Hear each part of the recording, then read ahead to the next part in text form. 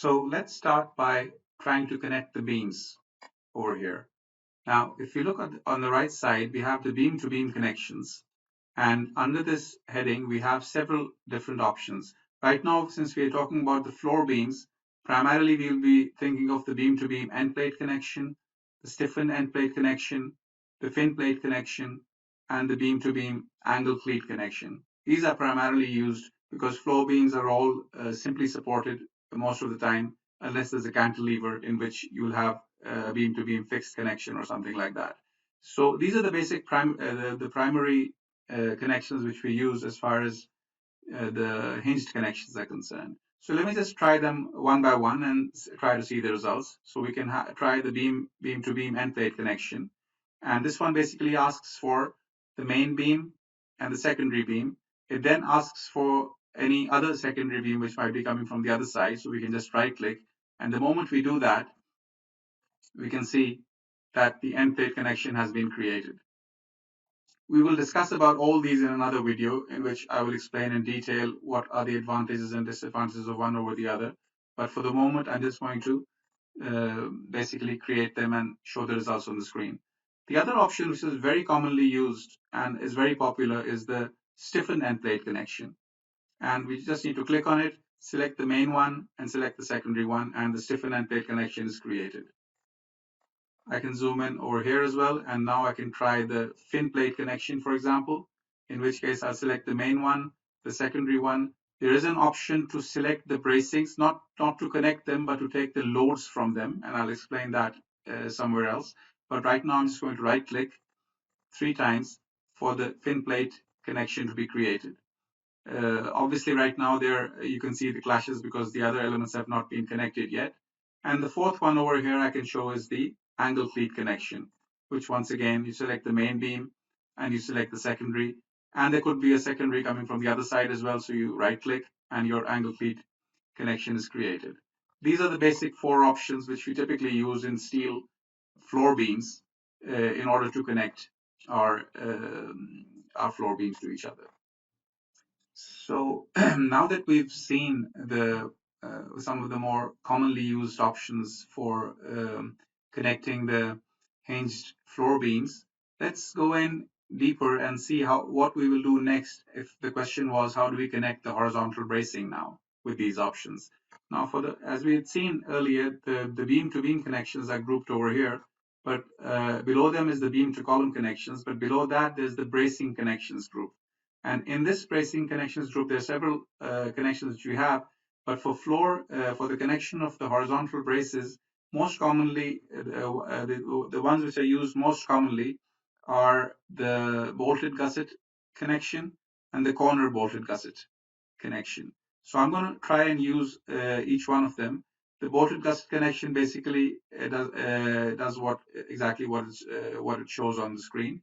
And the corner bolted gusset has an advantage in certain situations where you can select a corner element to limit the gusset. And we're going to try to use that primarily over here. So let me zoom in over here where we have used the end plate connection for the beam and try to connect this horizontal bracing over there.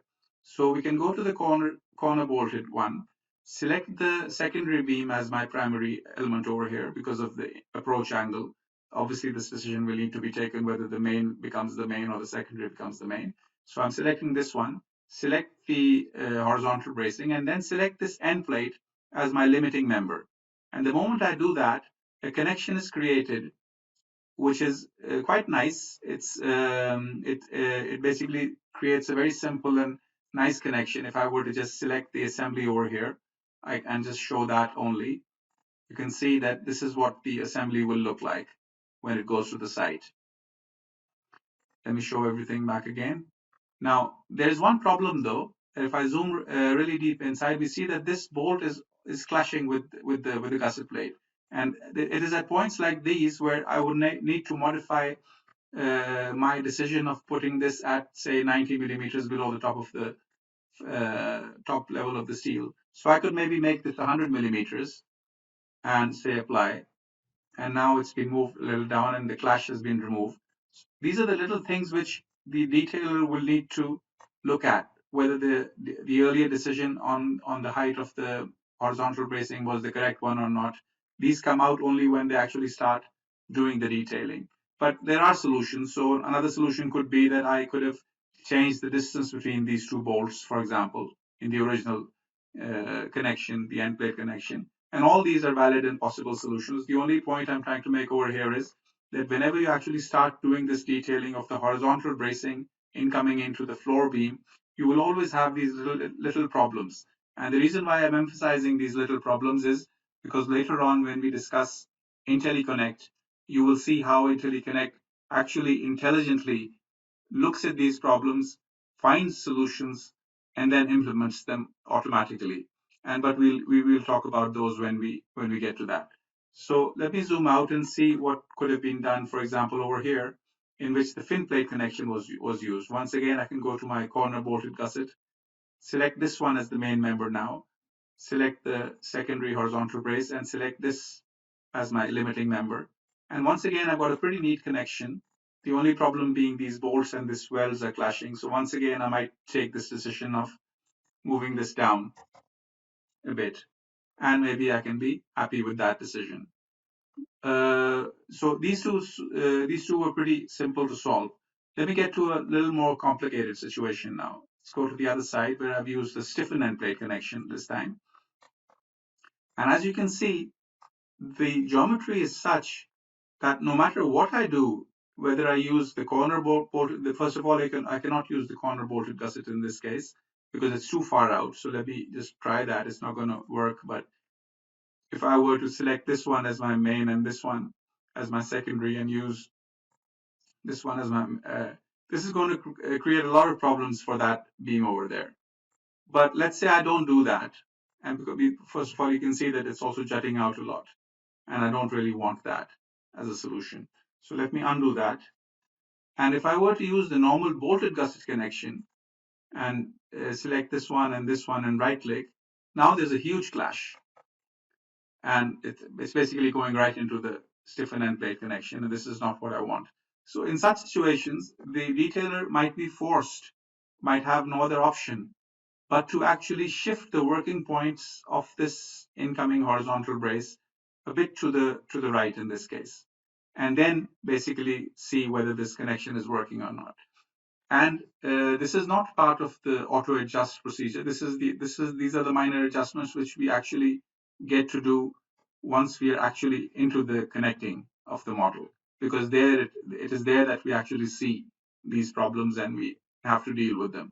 And everybody who has done 3D steel detailing knows that these issues are they take a lot of time to solve. So what is typically done is in COMOSYS, what you will do is you will go to the manual adjust command, say adjust frame manually, select this frame, and then say I want the working point to go from here to, let's say, dx minus 100, which is towards the right. So I just hover over that point and I say dx minus 100. So it's shifted about 100 millimeters to the right. But I can see that even now it's not really doing exactly what I want.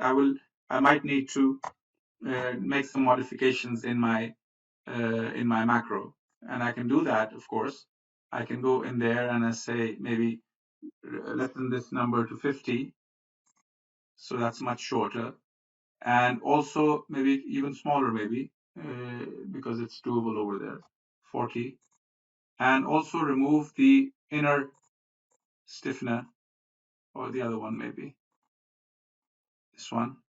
Yeah. So this is a solution which I can now accept. There is a gusset stiffener over here in order to protect the web because of these high axial loads. And also, I have barely managed to avoid the clash over there by using a smaller plate. So as you can see by these examples, every situation will be different depending on the approach angle of the horizontal braces and depending on which connection you've used for the connection of the beams. In some cases, you might be able to use the corner bolted gusset directly. In some cases, you will need to actually shift the member. But the good news is that all this is handled quite intelligently and without wasting much of your time by the IntelliConnect command, which we will discuss later. One thing which is worth mentioning is that these shifts, which I have just done, a shift of 100 millimeters, for example, should be limited. We should not go like 300, 400 millimeters. These numbers should always be limited to 50, 60, 70, as small as possible, depending on the situation. And the reason for that is because we do not, we cannot see the results. The finite element results will not be changed because of this. As far as the finite element model is concerned, it is still at that point. If we were to step in there and see the finite element model, we can see that it's still at the same node. And so our results of this beam will not include the extra minor moments which will be created because of this shift, because this incoming horizontal brace is now hitting the beam and not at this point. Had it been at that point, the moments would have been minimized. But because of this eccentricity now, there is an extra moment. And it is for that reason that we don't want to overdo this shifting business. Obviously, this whole area has been strengthened because of the presence of these stiffeners, and that's good news, because as far as the analysis is concerned, we're only taking the geometric properties of this main beam. But in reality, this region of the beam is a lot stronger than this region of the beam, for example, because of the presence of all these plates. But as a general principle, one should avoid moving too much, shifting too much, so that these extra moments are minimized. Another area which poses unique challenges, and experienced detailers will know that a lot of time is spent on these beam column joints, where there's a column and there are beams framing in from both directions. They could be from all four directions, and there are also vertical braces framing into it. And to make matters even worse, sometimes there is even horizontal braces which come into the same point. So this joint over here is actually a very complicated joint, and a lot of consideration needs to go into it. Typically, we have the framing side in which the connection might be a fixed connection, and there's a simply connected side in which we have the simple beam column connections. Now, if you were to rotate to the other side, which is the framed side, which is the strong side of the column, as you can see, the flange of the column is facing this beam. We have several options to connect the beam and the column using the fixed moment connections. And these are over here under the beam to column connections tab. The first one which we can use is the extended end plate connection, which we can just select the column, select the beam, and right click, and immediately an extended end plate connection is created. In this connection, these bolts, as you can see, they're not too many in number. There are 4 at the top and 4 at the bottom, and a small number in the middle, which represents the web area basically. But these bolts need to be high strength bolts, and they need to be tightened to almost their 80%, 90% of their full capacity. So this is a special connection which requires special capabilities from the labor side as well. They need to be experienced in tightening these bolts to the required torque requirement. So this is one connection which the user can use to create a moment connection. Another option could be the flange plate moment connection. And this one, once again, you select the column, you select the beam, and you right click, and a flange plate moment connection is created. And this is like a splice connection, which is framing into the column. These bolts don't necessarily have to be torqued or tightened, because these are normal shear connections. This is another option which we have. One thing to note is that in all these connections, there will always be these stiffeners at the back. And the reason being that beam is actually transferring huge axial loads at the flange levels. So you always need these stiffeners at the backside. Now, the reason I'm mentioning this is that these very stiffeners will create a problem for the other side when we try to connect this beam into it. The mere presence of those stiffeners becomes a problem. And all detailers who've worked with steel structures know that this is a huge problem. So let me just delete this one as well, and show you the third one, which is directly welded. You can also directly weld a beam into it. So in this case, you select the incoming beam and the column, and then you basically right click and you have a directly welded connection.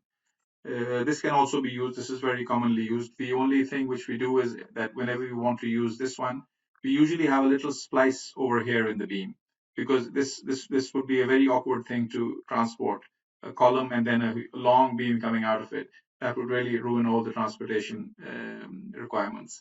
So in that case, what we do is we have a little stub coming out rather than having the full beam coming out.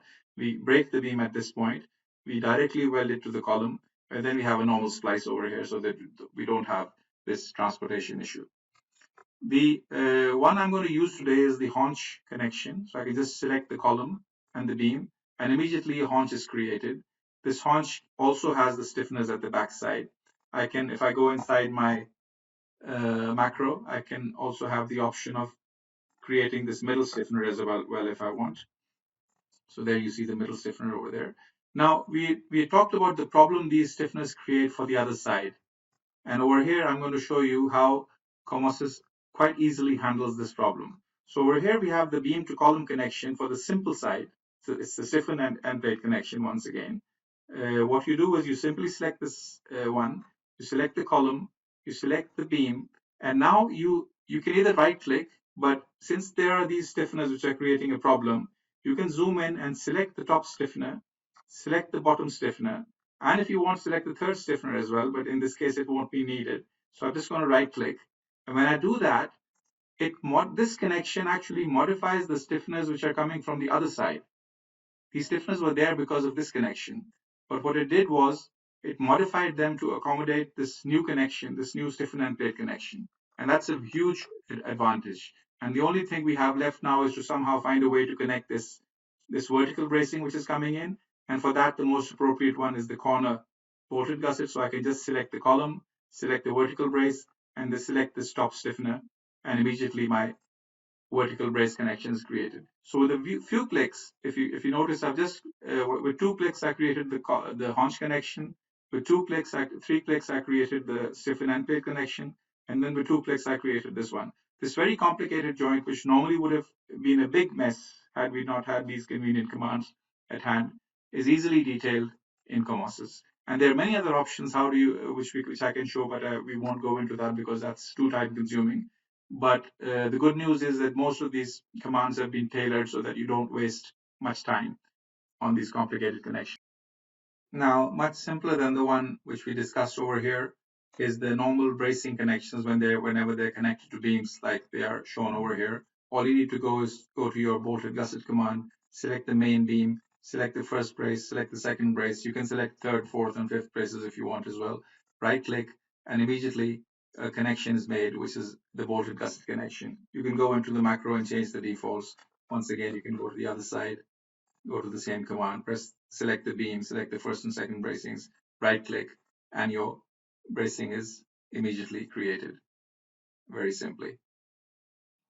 Now let's see what we can do with the base plate options. So we've got several base plate options. We're not going to go through them all. I'm just going to do one simple example just to show you what we can do. So let's select this base plate over here, select this column, and immediately the base plate is created. If I select the other one, that one will be created. If I select the third one, that one will be created.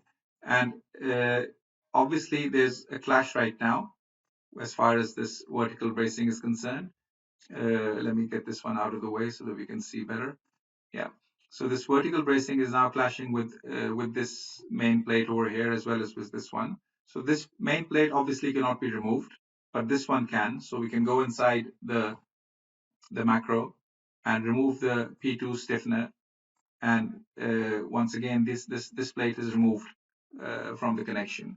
And now what we can do is we can go back to the corner bolted gusset connection, select the column, select the vertical bracing, and select the base plate, and my corner bolted gusset is created. Obviously, this is not exactly the way I want it to look, so I press M and enter, and I need to pull it back a little. So what I'll do is I'll go in there, and I will go to the bolt section and give it a number. Say 100 might be appropriate, I'm not sure, but we can see.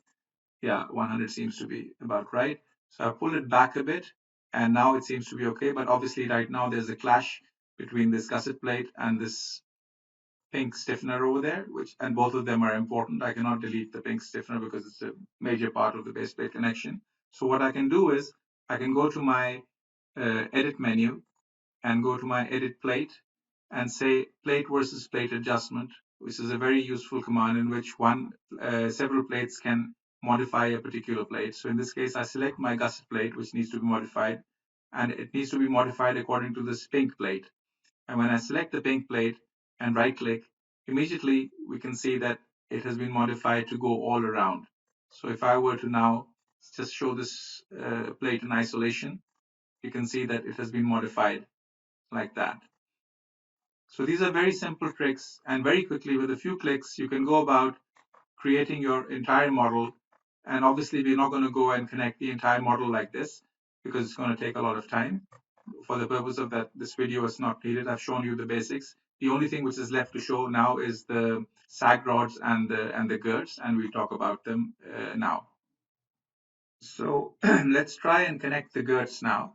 Let's zoom in. And if you go to the purlin and girt connections section on the right, we have connections for purlins, we have connections for girts, some other connections which are typically used for girt to beams, some sag rod related connections over there, and some eaves beam related connections. Now, if I go to the girt connection, I can just select the column, select the first girt coming in at this point, and select the second girt coming in at this point, and immediately a girt connection is created, as you can see over there. Now, this single macro over here actually has many options. If I were to press M enter, we can modify this into, for example, an angle type connection, in which an angle type connection will be created. Or I can modify it into a bracket type connection, in which a bracket is created, but also the girts need to be cut. And then there's another one which says bracket type without a cut, and that one can also be used. And there's a folded plate option, which is more often used with purlins, and there's the same profile option as well. All these can be used very easily for different purposes. So over here, this same profile one is basically using the same profile as the girt itself at the top. You can also put it at the bottom. But with a few clicks, you can do both these locations where two girts are framing in, and also the one where a single one might be framing in. So you can just go like that and right click, and now the single connection is made.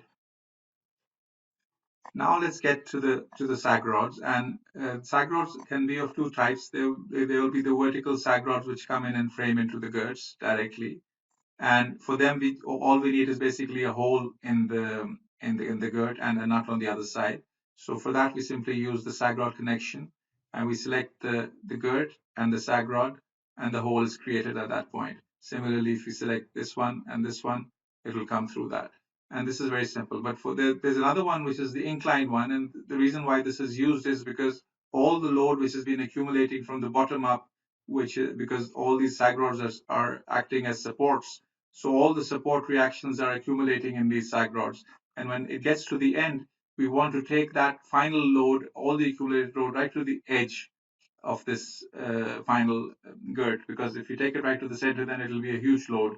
But the closer it is to the end support, the lesser of an impact it has. So the last sag rod is usually inclined like this. So for this case, if we select the girt and the sag rod, immediately a more complicated connection is created, which is very suitable for carrying this kind of an axial load.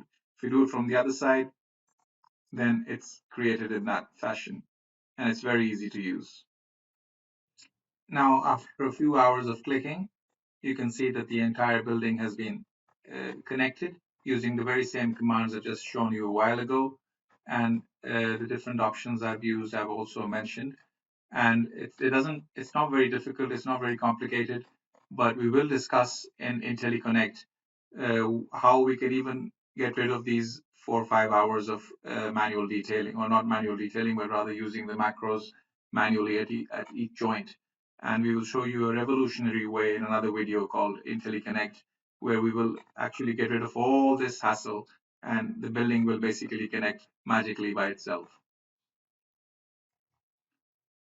And if you're thinking that that was a very simple case, and perhaps COMOSYS is limited to only dealing with such simple buildings, then you can see over here that all sorts of complicated buildings with all sorts of complicated connections are modeled quite easily in COMOSYS. This is a very large structure. It's a mill building.